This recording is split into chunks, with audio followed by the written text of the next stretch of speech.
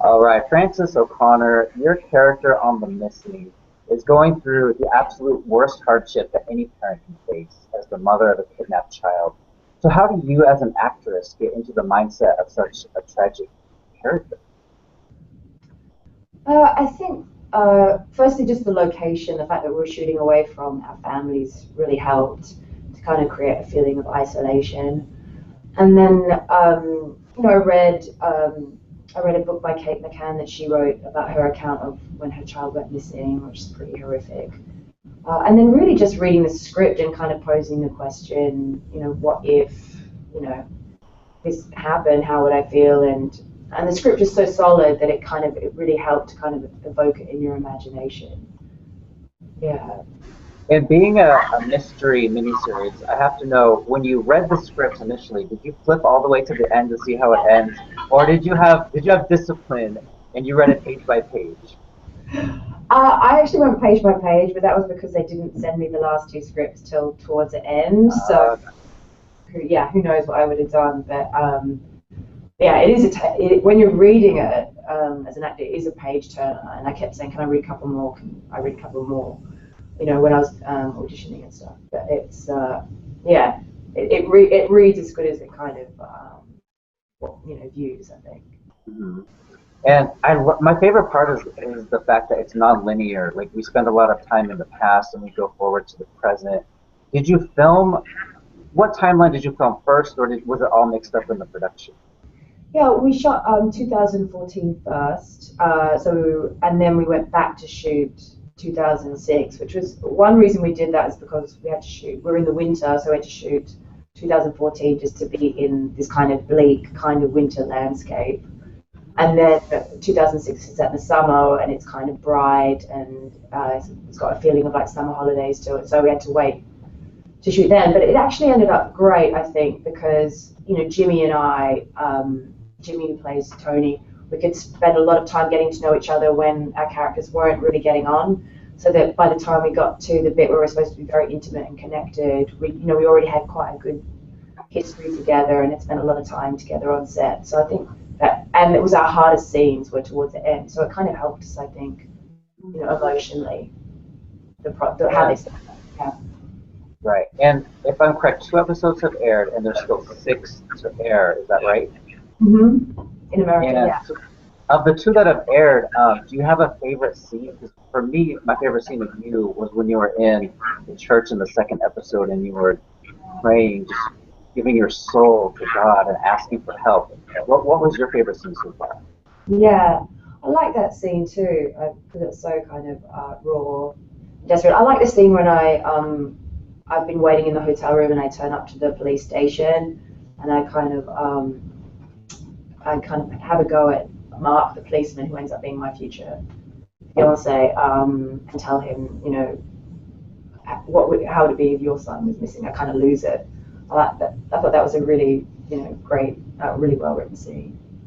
And some of my scenes with Tony too, I love. Yeah, it's a Right. great. So it's hard to pick. I think a lot of the really great scenes happen more like towards 6, 7, 8 for my character. Yeah, Nice. yeah. And how long did the entire eight episodes take to film? Because it feels like a movie every week. So I'm just curious how long, like from the beginning to the very last shot. It took about under 6 months. Like we had a week to 2 week break in the middle of it to just kind of change everybody to look kind of in their younger kind of selves. So yeah, it took about 5.5, 6 months. Yeah, it's a long time to be in that subject matter. That's Right. So what was the set like? Because I have to go fun and lively to compensate for all of the bleakness. we did have a laugh. You kind of had to. I mean, it did require a lot of concentration, and there were a lot of times on set where it was pretty tense, or just very concentrated. But then from that, I think people just would, do stuff to kind of just have a laugh because it's so brutal. I don't know if that was hysteria or what, but yeah.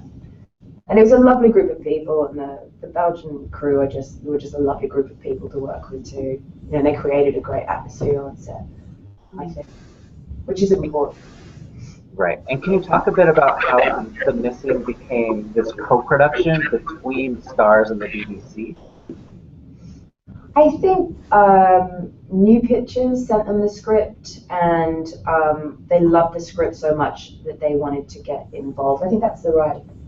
Yeah, and Yeah. Starz had worked with BBC before. Oh yeah, of course, yeah. Starz had worked with BBC on The White Queen, so I think it was kind of, which is also New Pictures, so it's a kind of a natural kind of progression of their relationship.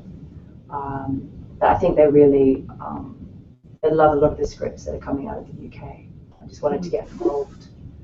Yeah, and they just loved The Missing, I think, from the first script that they read. Right. And how did you get involved in the project? What was your audition process like? Well, it was actually this time last year. It was my last audition of like 2013, and I was literally about to get on the plane to go to Australia, and my agent said, "Please come in and meet on this." And I'm like, "I'm too tired. I just want to go to Australia for Christmas." And then when I was there, I just sent a self-tape when I got to Australia, and then after Christmas, I found out that I'd got the part. So I was so pleased because I really did love the scripts so much when I read them. Yeah, so I feel very blessed to have been involved in it. It's been a great creative process, yeah. And had you ever worked with James Nesbitt before, or had you known him? Because your chemistry is so believable. Palpable, isn't it? No, not really. No, it's I nearly did a film with him in Australia actually, but I think it didn't work out with scheduling. But I've always really loved his stuff and his acting, and yeah, I really love working with him. He's really fierce on set, and he really kind of steps up and gives you his best. So you have to kind of be on your toes, and that's what you want as an actor, to be in a scene with someone who's just really in the moment going for it. So yeah, I felt very lucky. And you and James, you played two different versions of your own characters. Like you played the happy, innocent couple version, and then you played the depressed at the bottom of the bottle type of character. What version of Emily Hughes did you enjoy playing the most? Did I like playing the most? Yeah, who did Yeah. did you like playing the Emily that was happy and married, or as an actress sometimes you like playing those meteor emotional sides? Yeah, I really love them both. I love both of, like the younger, kind of more fragile Emily, and then the kind of one who's a bit more closed and a bit more guarded. They both had great qualities to them, and it was great to be able to this is the same person, and these are different aspects at different points of their life, and they were both challenging in different ways, I think. Yeah, it would be hard. It would be hard to say. I know the crew liked 2006 Emily a lot more than Emily in 2014, which is interesting, I think. And you mentioned The White Queen earlier. That was a big hit for Starz in terms of Golden Globe nominations and Emmy nominations. Yes. And you will be submitted at the Golden Globes for lead actress in a movie/limited series. And if you get nominated, the people you'll be up against could be Jessica Lange, Sarah Paulson, Cicely Tyson, Frances McDormand. What do you think of that group of ladies? Oh my God, I think they're amazing. I've loved all their work, and I always find there's so many of the actresses of my generation, and are so inspiring. As they progress through their work and get better at what they do, it's kind of it's such a pleasure to watch their work. And I just feel like there's so many great roles for women at the moment, and especially on television. It's a very exciting time to be an actress in television. And film too, to a degree, but especially television, I think, at the moment. Right, and this is actually a category you were nominated for Golden Globes before, back in 2000 for Madame Bovary. What were your memories from that night, the crazy Golden Globes of 2000?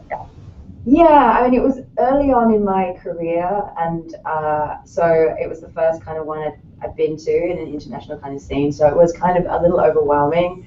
And I remember actually Joan Rivers was on the red carpet down the end, and I heard she had summoned me, that she wanted to interview me for my dress. I was too chicken to go up and be interviewed, because I thought, oh God, she's going to tear me apart. So I just snuck by. But yeah, I just remember that it's a great room, very warm room, and people have a good time.